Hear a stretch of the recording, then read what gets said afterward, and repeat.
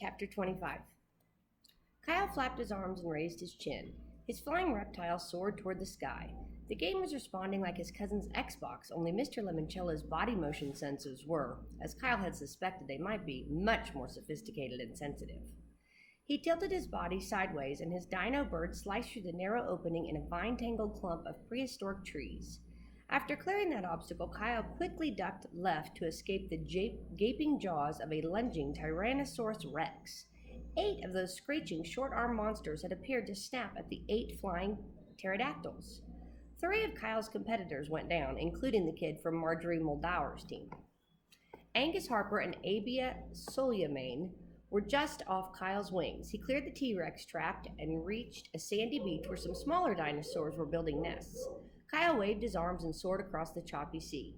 On the distant horizon, Kyle could see a volcano spewing molten lava, the finish line.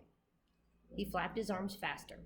When he did, the battery icon on the back of his pterodactyl dipped down to 3/4. Dr. Zinchenko had been right. Flying fast drained your dino's, bird's life force even faster. Suddenly, another flying reptile from the dinosaur books appeared in the sky. A giant pteranodon with a 30-foot wingspan. It was 4 times as wide as the other flyers and shrieked at the runts in the pterodactyl packs. Kyle kept his cool and aimed his reptile into what he hoped would be the pteranodon's blind spot. The bigger beast gobbled down one flyer, which freaked out Stephanie Youngerman from the mountain team. She shrieked, jumped off her floor mark, and crashed into the ocean. Only Kyle, Angus, and Abia were left in the race. If I was flying any faster, Angus shouted, I'd catch up with tomorrow. Where you would meet me, cried the girl. The 2 kids flailed their arms furiously. Both of their avatars shot off like rocket ships, streaking the cloudless sky with white contrails. Kyle could see Abia's tuck in her arms and shoulders, making her profile sleekly aerodynamic. She inched ahead of Angus. Kyle tried his best to mimic Abia's moves, but was buffered in the weight created by her backdraft. He moved his arms up and down until he looked like a berserk bicycle pump. He whooshed forward faster, but his battery icon dipped down to 1/4, and its green line was on its way to red, and the volcanic island was still miles away. No way would Kyle make it without running out of juice.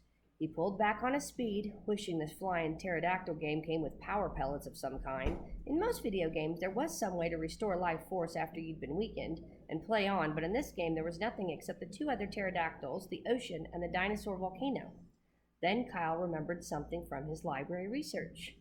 The pterodactyl was a carnivore. It ate meat and fish.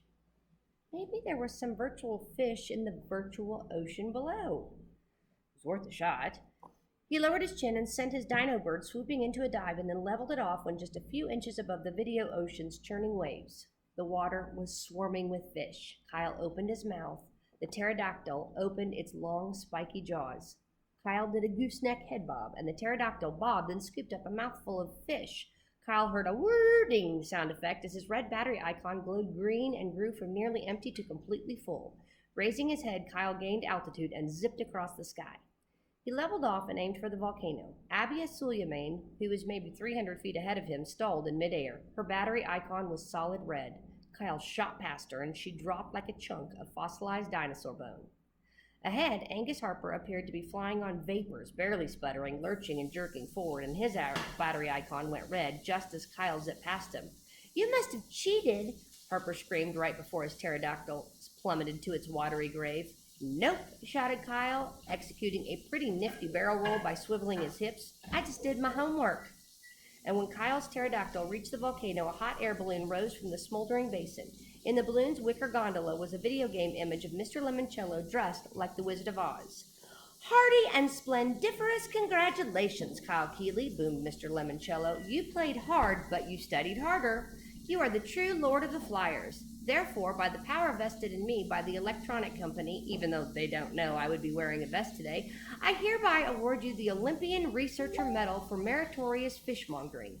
Tonight, at Olympia Village, in honor of your cleverosity, you and your teammates shall feast upon fish sticks and filet-o-fish sandwiches. Kyle hoped there might be some kind of cake for dinner, too, because he and his teammates definitely had something to celebrate.